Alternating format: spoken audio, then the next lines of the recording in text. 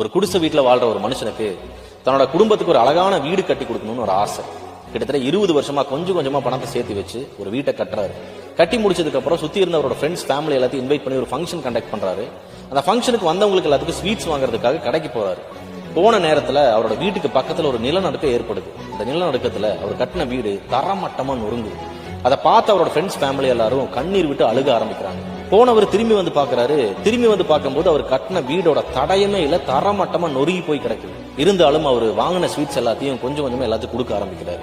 உடனே இதை பார்த்து இவரோட ஃப்ரெண்டு கோவப்பட்டு இவர்கிட்ட வந்து, உனக்கு என்ன பைத்தியம் பிடிச்சிருச்சா, நீ கட்டின வீடு இப்படி தரமட்டமா நொறுங்கி போய் கிடக்குது, நீ எல்லாத்துக்கும் ஸ்வீட்ஸ் கொடுத்துட்டு இருக்க அப்படின்னு சொல்லி கேட்கிறாரு.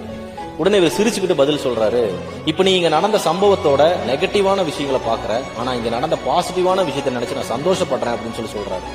இன்னைக்கு நான், என்னோட மனைவி, என்னோட குழந்தைகள் எல்லாமே உயிரோட இருக்கும். இதே சம்பவம் நாளைக்கு நடந்திருந்ததுன்னா எங்க யாரையுமே நீ உயிரோட பார்த்திருக்க முடியாது அப்படின்னு சொல்லி சொல்றோம்.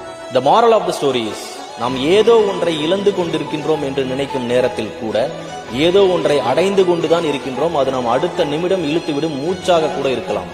Everything is happening for a reason. Be positive.